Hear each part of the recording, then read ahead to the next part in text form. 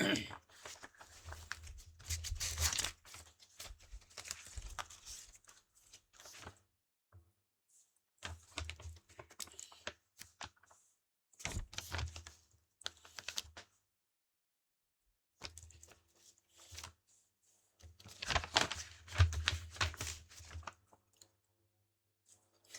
ดนี้เป็นครั้งที่ 85 ตรงกับวันที่ 2 กุมภาพันธ์ พุทธศักราช 2569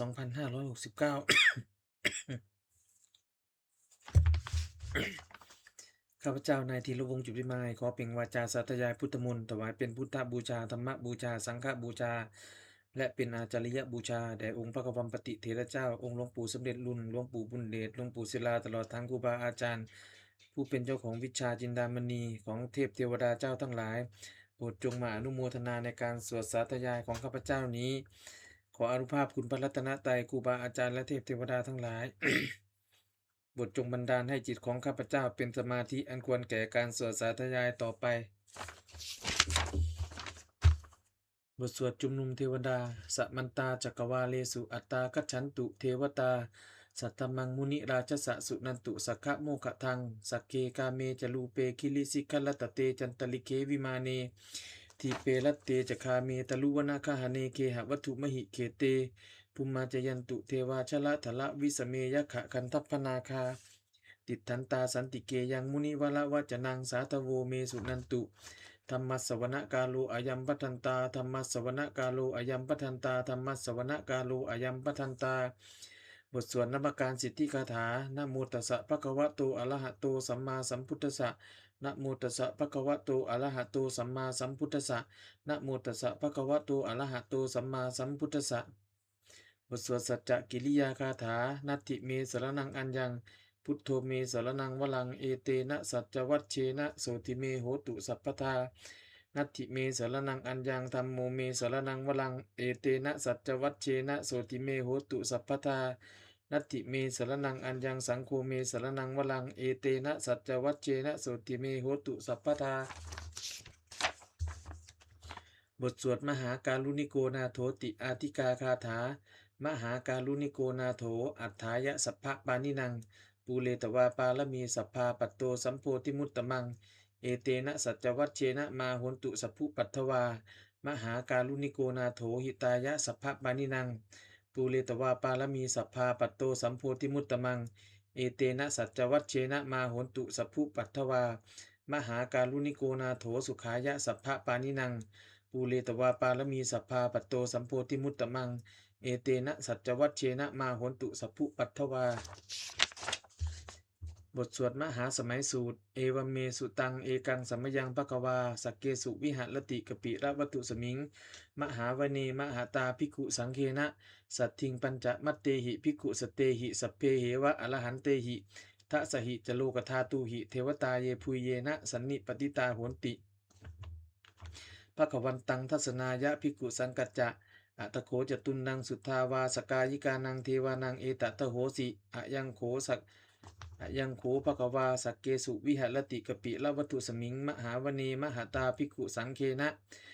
สัตถิงปัญจมัตเตหิภิกขุสเตหิสัพเพเหวะอรหันเตหิทะสหิจโลกธาตุหิเทวตาเยพุยเยนะสันนิปติตาโหนติภควันตังทัศนายะภิกขุสังกัจจะยันนูนะมยัมปิเยนะภควาเตนุปสังกเมยามะอุปสังกมิตวาภควโตสันติเกปัญเจกะคาถาภาเสยยามาติอัตโขตาเทวตาเสยยะถาปินามะพะละวาปุริโสสัมมันชิตังวาพาหังปสาเลยยะปสาลิตังวาพาหังสัมมิเชยะเอวะเมวะสุทธาวาเสสุเตเวสุอันตละหิตาภควโตปุระโตอาปาตุละหังสุอัตโขตาเทวตาภควันตังอภิวาเทตวาเอกะมันตังอัตถังสุเอกะมันตังทิตาโขเอกาเทวตาภควโตสันติเกอิมังคาถังอภาสิมหาสมโยปวะนัสมิงเทวกายาสมาคตาอาคตัมหะอิมังธรรมะสมยังทักกิตาเยวะอัปปลาหิตะสังขันติอัตโขอัปปลาเทวตาภควโตสันติเกอิมังคาถังอภาสิตัตละปิกโวสมาทหังสุจิตตังอัตโนอนุอุชุกมะกังสุสาละถีวะเนตานิคะเหตวาอินทิยานิละขันติปันทิตาติ อัตตโขอัปปลาเทวตาภควโตภสันติเกอิมังคาถังอภาสิเฉตวาขีลังเฉตวาปลีขังอินทะขีลังโอหัตจมะเมชาเตจลันติสุทธาวิมลาจักขุมัตตาสุทันตาสุสูนาคาติอัตตโขอัปปลาเทวตาภควโตสันติเกอิมังคาถังอภาสิเยเกจิพุทธังสารนังคตาเสนเตกมิสันติอปายะภูมิงปหายะมานุสังเทหังเทวกายังปริปุเรสันติติอัตถโขภควาภิกขุอามันเตสิเยปุยเยนะภิกขเวทัสสสุจโลกธาตุหุตูสุเทวตาสันนิปติตาโหติตถาคตังทัศนายะภิกขุสังกัจจะเยปิเตภิกขเว อเหสุงอติตะมัทธานังอรหันโตสัมมาสัมพุทธา เตสัมปิภควันตานังเอตัปปรมาเยวะเทวตาสันนิปติตาอเหสุงเสยยะทาปิไมหังเอตะละหิเยปิเตภิกขเวปวิสสันติอนาคตมัทธานังอรหันโตสัมมาสัมพุทธาเตสัมปิภควันตานังเอตัปปรมาเยวะเทวตาสันนิปติตาปวิสสันติเสยยะถาปิไมหังเอตะละหิอาติคิดสามิภิกขเวเทวกายานังนามานิกิตตยิสสามิภิกขเวเทวกายานังนามานิเทศิสามิภิกขเวเทวกายานังนามานิตังสุนาถสาธุกังมนะสิกโลถาภาสิสามิติเอวัมพันเตติโขภิกขุภควโตปัจจโสสุงภควาเอตทโวจะสิโลกะมนุษย์กัสสามิยัตถะภูมาตตัสสิตาเยสิตาคิริคัพพลังปหิตตาสมาหิตาปุถุสีหาวะสัลลีนาโลมะหังสาภิสัมปุโนโอทาตมนัสสาสุทธาวิปะสันนมนาวิลาพิญโยปัญจสเตยตวาวเนกาปิละวัตเวตโตอามันตยิสัทธาสาวเกสาสเนละเตเทวกายาอภิกันตาเตวิชานาถาภิกโวเตจะอาตาปมะกะลุงสุตวาพุทธสาสนังเตสัมปาตุละหุยานังอมนุสสานะทัสนังอเปเกสตะมัทธขุงสหัสสังอัฏฐสัตตลิงสตังเอเกสหัสสานังอมนุสสานะมัทธสุงอเปเกนันตะมัทธขุงทิสาสปาบุตตาหุง ตันจะสัพพังอภิญญายะวะวะกิตวานะจักกุมาตโตอามันตยิสัทธาสาวเกสาสเนละเตเทวกายาอภิกันตาเตวิชานาถภิกโวเยโวหังกิตตยิสสามิคิลาหิอนุปุปปโสสตะสหัสสาวะยะขาภูมากาปิละวัฏวาอิทิมันโตชุติมันโตวนะมันโตยสสิโนโมทมานาอภิกามุงภิกขุนังสมิติงวนังจะสหัสสาเหมวตายะขานานัตตวันนิโนอิทิมันโตชุติมันโตวนะมันโตยสสิโนโมทมานาอภิกามุงภิกขุนังสมิติงวนังสาตาคิลาติสหัสสายะขานานัตตวันนิโนอิทิมันโตชุติมันโตวนะมันโตยสสิโนโมทมานาอภิกามุงภิกขุนังสมิติงวนังอิเจเตโสรสะสหัสสายะขานานัตตวันนิโนอิทิมันโตชุติมันโตวนะมันโตยสสิโนโมทมานาอภิกามุงภิกขุนังสมิติงวนังเวสามิตาปัญจสตายะขานานัตตวันนิโนอิทิมันโตชุติมันโตวนะมันโตยสสิโนโมทมานาอภิกามุงภิกขุนังสมิติงวนังกุมพิโลราชาคาหิโกสุเวปุลสะนิเวสนังปิญโยนังสตะสหัสสังยักขานังปยิลุปาสติกุมพิโลราชาคาหิโกโสปาคะสมิติงวนังปุริมันจะทิสังราชาทัตตะละโทปสาสติกันทัพพานังอาทิปติมหาราชายสัสสิโสปุตตาปิตัสสะภาโวอินทนามามหัพพลาอิทิมันโตชุติมันโตวนะวันโตยสัสสิโนโมทมานาอภิกามุงภิกขุนังสมิติงวนังทักขินันจะทิสังราชาวิรุละโหตปะสาสติปุมพันธานังอาทิปติมหาราชายสัสสิโสปุตตาปิตัสสะภาโวอินทนามามหัพพลาอิทิมันโตชุติมันโตวันนะวันโตยสัสสิโนโมทมานาอภิกามุงภิกขุนังสมิติงวนังปัจจิมันจะทิสังราชาวิรูปัคโขปสาสตินาคานังอาทิปติมหาราชายสัสสิโสปุตตาปิตัสสะภาโวอินทนามามหัพพลาอิทิมันโตชุติมันโตวันนะวันโตยสัสสิโนโมทมานาอภิกามุงภิกขุนังสมิติงวนังอุตตะลันจะทิสังราชากุเวโลตัปปะสาสติยักขานังอาทิปติมหาราชายสัสสิโสปุตตาปิตัสสะภาโวอินทนามามหัพพลาอิทิมันโตชุติมันโตวันนะวันโตยสัสสิโนโมทมานาอภิกามุงภิกขุนังสมิติงวนังปุริมาติสังทตะละโถทักขิเนนะวิรุละหะโกปัจฉิเมนะวิรูปโขกุเวโลอุตลังทิสังจัตตาโลเตมหาราชาสมันตาจตุโลทิสาทัทันละมานาอัถังสุวเนกปิละวัตเวเตสังมายาวิโนทาสาอาคูวันจะนิกาสถามายากุเตนตุเวเตนตุจะวิพุตโตวิภูจะวิพุตโตสหจันทโนกามะเสโตจะกินุคันตุนิคันตุจะปะนาโทโอปะมัญโยจะเทวสุโตจะมาตลิจิตตะเสโนจะคันทัพโพนโลราชาชโนสโพ อาคูปัญจสิโขเจวะติมพลูสุริยวัชสาเอเตจันเยจราชาโนคันทัพพาสหราชุพิโมทมานาอภิกามุงพิคูนังสมิติงวนังอัตาคูนาภาษานาคาเวสาลาสหตัจจกากัมภะรัสสตลาอาคูปายาคาสหญาติพิยามุนาทตะรัตถาจะอาคูยาคานาคายัสสิโนเอลาวันโนมหานาโคโสปาคาสมิติงวนังเยนะคะราเชสหสาหาลันติทิพาทิชาปกิวิทุถะจักขูเวหายสาเตวนามัจจปัตตาจิตลาสุปันนาอิติเตสะนามังอภยันตทานาคะราชานามาสิสุปันนโตเขมมะกาสิพุทโธสันหาหิวาจาหิอุปวะหยันตานาคาสุปันนาสารณะมะกังสุพุทธังชิตาวชิระหัตเถนะสมุทังอสุราสิตาพาตโลวาสวัสเสเตอิทิมันโตยัสสิโนกาลกัญชา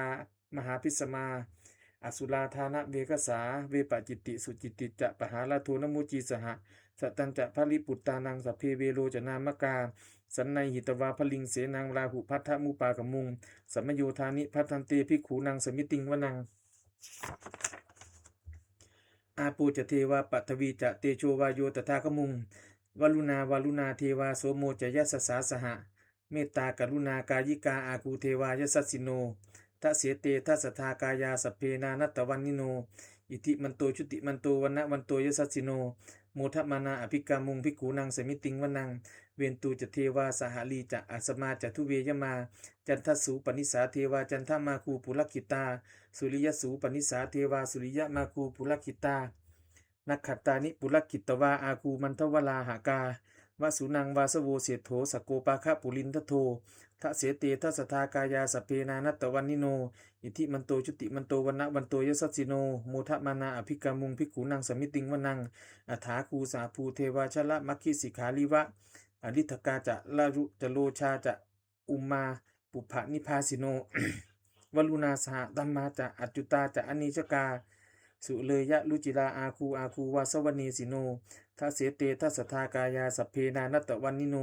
อิทิมันโตชุติมันโตวันนะวันโตยัสสิโนโมทมานาอภิกามุงภิกขุนังสมิติงวนัง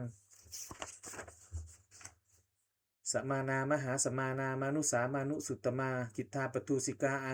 คูมโนปตุสิกาอัฏฐาคูหัลโยเทวาเยจโลหิตวาสิโนปาลคามหาปาลคาอาคูเทวายสัสสิโนทัสเสเตทัสทากายาสัพเพนานัตตวันนิโนอิทิมันโตจุติมันโตวันนะวันโตยัสสิโนโมทมานาอภิกามุงภิกขุนังสมิติงโมทมานาอภิกามุงภิกขุนังสมิติงวนังสุกากลุมหาอรุณาอาคูเวคันสาสหะโอทาตะไคหาปาโมขาอาคูเทวาวิจักขณาสทามัตตาหาลกชามิสกาจะยสัสสิโนธนยังอาคาปจุนโนโยติสาอภิวัสติทะเสเตทัสทากายาสัพเพนานัตตวันนิโนอิทิมันโตชุติมันโตวันนะวันโตยสัสสิโนโมทมานาอภิกามุงภิกขุนังสมิติงวนังเขมิยาตุสิตายามาอกัตถกาจะยสัสสิโนสัมพิตกาลามะเสถาโชตินามาจะอาสวา นิมมานลติโนอาคูอัฏฐาคูปละนิมมิตาทะเสเตทัสทากายาสเพนานัตตวันนิโนอิทิมันโตชุติมันโตวันนะวันโตยสัสสิโนโมทมานาอภิกามุงภิกขุนังสมิติงวนัง สัทเถเตเทวนิกายาสัพเพนานัตตวันนิโนเนมันวะเยนะอากันจุงเยจันเยสติสาสหะปวุฒชชาติมัคขีลังโอคะตินนะมนาสวังทักเขโมคะตะลังนาคังจันทังวะอสิตาติตังสุพัมมาปรมัตโตจะปุตตาอิติมัตโตสหสันนังกุมาโลติโสจะโสปาคะสมิติงวนัง สหัสสะพัมมะ สหัสสะพัมมะโลกานังมหาพัมมาพิติทติอุปปันโนชุติมันโตพิสมากายโยยสัสสิโสทะเสถะอิสลาอาคูปัจเจกะวะสวัตติโนเตสัญจะมัจจโตอาคาหาลิโตปริวาลิโตเตจะสัพเพอภิกันเตสินเตเตเวสพัมมะเกมาละเสนาอภิกามิปัสสะกันหัสสะมันทิยังเอถะคันหะพันธะลาเคนะพันธมัทุโวสมันตาปริวาเลถะมาโวมุนจิตะโกจินังอิติตัทธะมหาเสโนกันหะเสนังอเปสยิปานินาตละมาหัจจะสลังกัตตวานะเพระวังยะถาปาวุสโกเมโคธนะยันโตสวิชุโกตถาโสปัจจุทาวติสังกุโตอัสยังวเสตันจะสัพพังอภิญญายะวะวกิตวานะจักขุมาตโตอามันตยิสัทธาสาวเกสาสเนละเตมาละเสนาอภิกันตาเตวิชานาถภิกขโว เตจะอาตัปปะมะกะลุงสุตวาพุทธสสาสนังวีตะลาเคหิปักกามุงเนสังโลมปิอินชยุงสเพวิหิตะสังคามาพยาติตายสัสสิโนโมทันติสหภูเตหิสาวกาเตชเนสุตาติบทสวดจุลชัยยะปะละกรนะโมเมพุทธเตชะสาลตะนาตยะธรรมิกาเตชะปสิทธิปสีเทวานาลายะปะละเมสุลาสิทธิปัมมาจะอินทาจะจตุโลกาคัมภีลักขกาสมุทธาภูตุงคังคาจะสะพัมมะชัยยะปสิทธิภวันตุเตชัยยะชัยยะทลนีอุทธินาทีชัยยะชัยยะขคนละตนละนิสัยนิไหลสายเสนะเมลุราชพันนรชีชัยยะคัมภีละสมภีนาคีนนาคีปีศาจภูตะกาลีชัยยะทุนนิมิตาโลคีชัยยะสิงคีตุธาธานมุขชาชัยยะวลุณมุขสาตาชัยยะจำปาทินาคกุลคันถกชัยยะคัจจคนนตุลงสุขละผู้จงสีหพยคาทีปาชัยยะวลุณมุขยาตาจิตะเสนาลีปุณสุทธินลดีชัยยะสุขาชีวีชัยยะทลนีตะเลสทาสุชัยยาชัยยะทลนีสันตินสทาชัยยะมังกราชลัญญาภวเกชัยยะวลุณยักเขชัยยะลักขเสสุละพุชาเตชาชัยยะพัมเมนทคนาชัยยะราชาธิราชสาชัยชัยยะปัทวิงสัพพังชัยยะอรหันตาปัจเจกพุทธสาวังชัยยะมเหสุโลหะลินเทวาชัยยะพัมมาสุละโขชัยยะนาโควิลุละหะโกวิลูปะโขจัตติมาลวิอินโทจเวนะเตโยจกุเวโลวลิโนปิจะอักขิวายโยจปาจุนหกกุมาโลทัตตะรัตตะโกอัฏฐาลสะมหาเทวาสิทธิตาปสะอาทโยอิสิโนสาวกาสัพพาชัยยะลาโมภวันตุเตชัยยะธัมโมจะสังโฆจะทัสสะปาโลจะชัยยะกังเอเตนะชัยยะเตเชนะชัยยะโสติภวันตุเตเอเตนะพุทธเตเชนะโหตุเตชัยยะมังคลังชัยโยปิพุทธสัสิริมโตอยังมารัสสะจะปาปิมโตปราชโยอุโกสยัมโพธิมันเตปโมทิตาชัยยะตถาปมะคณามเหสิโนชัยโยปิพุทธสัสิริมโตอยังมารัสสะจะปาปิมโตปราชโยอุโกสยัมโพธิมันเตปโมทิตาชัยยะตถาอินทคณามเหสิโนชัยโยปิพุทธสัสิริมโตอยังมารัสสะจะปาปิมโตปราชโยอุโกสยัมโพธิมันเตปโมทิตาชัยยะตถาเทวคณามเหสิโนชัยโยปิพุทธสัสิริมโตยังมารัสสะจะปาปิมโตปราชโยอุโกสยัมโพธิมันเตปโมทิตาชัยยะตถาสุปันนคณามเหสิโนชัยโยปิพุทธสัสิริมโตยังมารัสสะจะปาปิมโตปราชโยอุโกสยัมโพธิมันเตปโมทิตาชัยยะตถานาคณามเหสิโนชัยโยปิพุทธสัสิริมโตยังมารัสสะจะปาปิมโตปราชโยอุโกสยัมโพธิมันเตปโมทิตาชัยยะตถาสัพพัมมคณามเหสิโนชัยยันโตโพธิยามูเลสกะยานังนันทิวัฒโนเอวังตวังวิชโยโหหิชยสุชยมังคะเลอปราชิตะปลังเกสีเสปทาวิโปคะเลอภิเสเกสัพพะพุทธานังอคัปปโตปโมทติสุนักขัดตังสุมังคลังสุปภาตังสุหุทิตังสุกโตสุมุหุตโตจะสุยิถังพัมมะจาริสุปัทกินังกายะกัมมังวาจากัมมังปัทกินังมโนกัมมังปณิทิเตปัทกินานิกัตตวานะละพันตเถปัทกิเนเตอัฏฐลัทธาสุกิตาวิรุลหาพุทธสาสเนอโลคาสุกิตาโหทะสหสเปหิยาติภิสุนันตุโพนโตเยเทวาอสมิงธาเนอธิกตาตีกายุกาสตาโหนตุสุกิตาโหนตุสัพพทาลักขันตุสัพพะสัตตานังลักขันตุชินะสาสนังยากาจิปัฏฐนาเตสังสัพเพ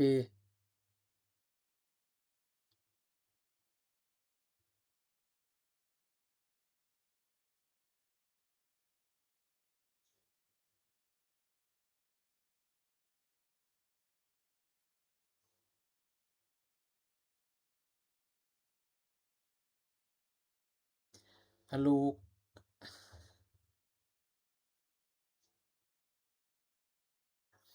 เตอัฏฐลัทธาสุกิตาวิรุลหาพุทธศาสเนอโลคาสุกิตาโหทะสหสพเพหิยติภิสุนันตุโพโตเยเทวาอสมิงธาเนอธิกตาทีคายุกาสทาโหนตุสุกิตาโหนตุสัพพทาลักขันตุสัพพะสัตตานังลักขันตุชินะสาสนังยากาจิปัฏฐนาเตสังสัพเพบุเรนตุมโนรถายุตตะกาเลปวัสสันตุวัสสังวสาวลาหกาโลคาจุปัตตวานีสังนิวาเลนตุจะสัพพทากายาสุขังจิตตสุขังอรหันตุยถาละหัง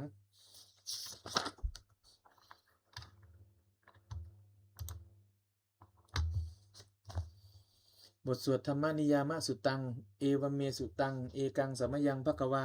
สาวัตติยังวิหารติเชตวเนกปิอนาอนาคปินทิกัสสะอาราเมตัตตละโขภควาภิกขุอามันเตสิภิกขโวติ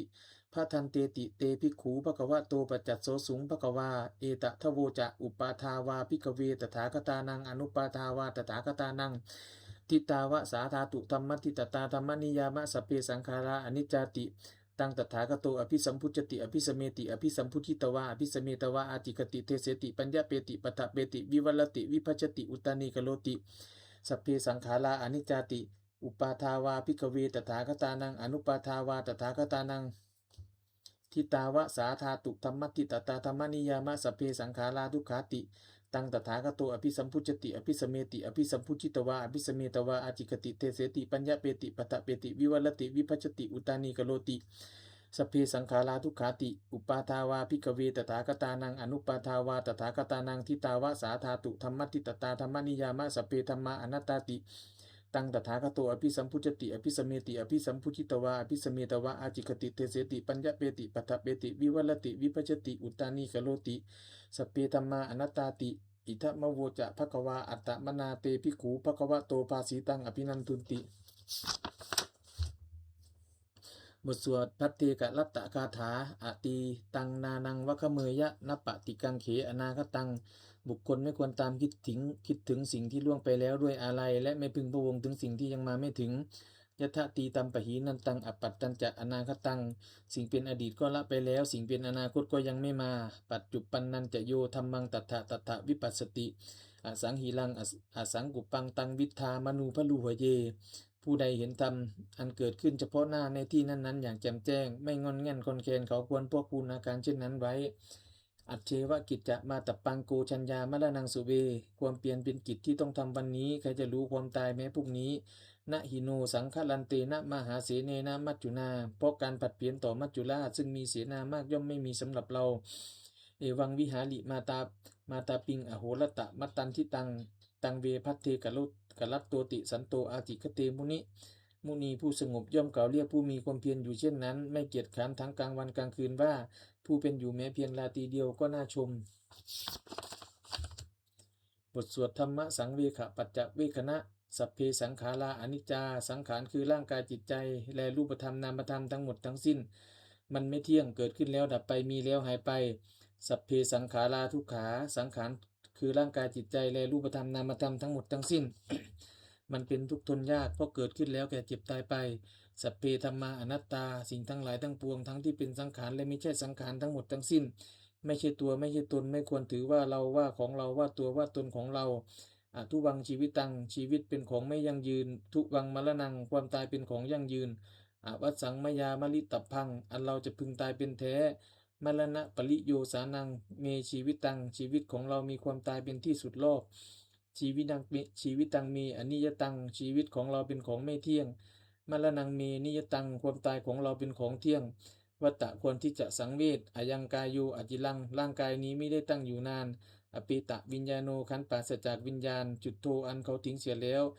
ที่เสียสติจากนอนทับปะทวิงซึ่งแผ่นดินกลิงคลังอีวะประดุจดังว่าท่อนไม้และท่อนฟืนนิรัตถังหาประโยชน์มิได้อนิจจาวัฏสังขาราสังขารทั้งหลายไม่เที่ยงหนออุปาทวยธรรมมิโนมีความเกิดขึ้นแล้วมีความเสื่อมไปเป็นธรรมดาอุปัชชิตวานิรุชันติขันเกิดขึ้นแล้วย่อมดับไปเตสังวูปัสโมสุขโขความเข้าไปสงบระงับสังขารทั้งหลายเป็นสุขอย่างยิ่งสัพเพสัตตามลันติจะสัตว์ทั้งหลายทั้งปวงกำลังตายอยู่มะลิงสุจะมะลิสเลที่ตายแล้วและกำลังจะตายตะเถวะหังมลิสามิเราก็จะตายอย่างนั้นเหมือนกันนัตถิเมเอถะสังสโยความสงสัยในความตายนี้ย่อมไม่มีแก่เราเลยบทสวดเมตตายังกินจิกุศลังกัมมังสัพเพหิปะเตหิกตังปุญญังโนอนุโมทันตุสุนันตุโพนโตเยเทวาอัศมิงฐาเนอธิกตาทีคายุกาสัทธาโหนตุสุกิตาโหนตุทุกขาปมุญญันตุมาตาปิตาสุกิตาโหนตุทุกขาปมุญญันตุสัพเพยติกาสุกิตาโหนตุทุกขาปมุญญันตุ สัพเพอายติกาสุขิตาโหนตุทุกขาปมุญจันตุสัพเพปิสาสัพเพยัคขาสัพเพเปตาสุขิตาโหนตุทุกขาปมุญจันตุสัพเพอาจาริยุปัจชายะสุขิตาโหนตุทุกขาปมุญจันตุสัพเพนักขัตตาสุขิตาโหนตุทุกขาปมุญจันตุสัพเพเทวาสุขิตาโหนตุทุกขาปมุญจันตุสัพเพสามะตินังสมิชันตุโว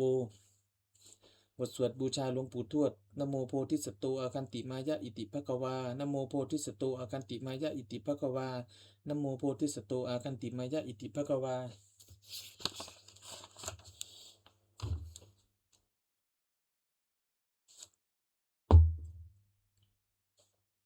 บทสวดปฏิทานคาถายาเวตะยาเทวตาสันติวิหารวาสินีตุเปคะเลโพธิคะเลตหิงตหิงตาธรรมทาเนนะพระวันตุปูชิตาโสถิงกโลนเตทะวิหารมันทะเลเถระเถราจะมัชชานวกาจะพิกโวสารามิกาทานปฏิอุปาสกาคามาจะเทสานิกมาจะอิสลาสัปปานะภูตาสุกิตาพระวันตุเตชะลาผู้ชาเยปิจะอันทะสัมภวาสังเสถชาตาอัทโวปปาติกานินยานิกังธรรมวลังปฏิจจเตสัพเพปิทุกขสะกะโลนตุสังขยังถาตุจิลังสตังธรรมโมทัมมัทธลาจะปุกขลาสังโฆโหตุสมัคโควะอัฏฐายะจะหิตายะจะอัมหิลักขตุสัตธรรมโมสัพเพปิธรรมจาริโนวุติงสัมปาปุเนยามะธรรมเมอริยปเวทิเตปะสันนาโหตุสัพเพปิปานิโนพุทธศาสเนสัมมาทาลังปเวชันโตกาเลเทโวปวัสสตุวุธิภาวายะสัตตานังสัมมิทังเนตุเนตนิงมาตาปิตาจะอัตละชังนิจจังลักขันติปุตตะกังเอวังธรรมเมนะราชาโนปชังลักขันตุสัพพทาเทวตาอุโยชนะคาถาทุกขปัตตาจนิทุกขาพยปัตตาจนิพยาโสกปัตตาจนิโสกาโหนตุสเพปิปานิโนเอตาวตาจะอัมเมหิสัมปะสัมปทังปุญญสัมปทังสัพเพเทวานุโมทันตุสัพพะสัมปติสิทธิยาทานังทัทันตุสัทธายะสีลังละคันตุสัพพตาภาวนาพิรตาโหนตุคัจฉันตุเทวตาคตาสุมังคุลคาถาโหตุสัพพังสุมังคลังละคันตุสัพพเทวตาสัพพพุทธานุภาเวนะโสติโหนตุนิรันตลังโหตุสัพพังสุมังคลังละคันตุสัพพเทวตาสัพพธรรมานุภาเวนะโสติโหนตุนิรันตลังโหตุสัพพังสุมังคลังละคันตุสัพพเทวตาสัพพสังฆานุภาเวนะโสติโหนตุนิรันตลังสัพเพพุทธาภลปัตตาปัจเจกานันจะยังพลังอรหันตานันจะเตเชนะละขังบันตามิสัพพโสสัพเพพุทธาภลปัตตาปัจเจกานันจะยังพลังอรหันตานันจะเตเชนะละขังบันตามิสัพพโสสัพเพพุทธาภลปัตตาปัจเจกานันจะยังพลังอรหันตานันจะเตเชนะละขังบันตามิสัพพโสสัพเพพุทธาภลปัตตาปัจเจกานันจะยังพลังอรหันตานันจะเตเชนะละขังบันตามิสัพพโสสัพเพพุทธาภลปัตตาปัจเจกานันจะยังพลังอรหันตานันจะเตเชนะละขังบันตามิสัพพโสสัพเพพุทธาภลปัตตาปัจเจกานันจะยังพลังอรหันตานันจะเตเชนะละขังบันตามิสัพพโสสัพเพพุทธาภลปัตตาปัจเจกานันจะยังพลังอรหันตานันจะเตเชนะละขังบันตามิสัพพโสสัพเพพุทธาภลปัตตาปัจเจกานันจะยังพลังอรหันตานันจะเตเชนะละขังบันตามิสัพพโสสัพเพพุทธาภลปัตตาปัจเจกานันจะยังพลังอรหันตานันจะเตเชนะละขังบันตามิสัพพโส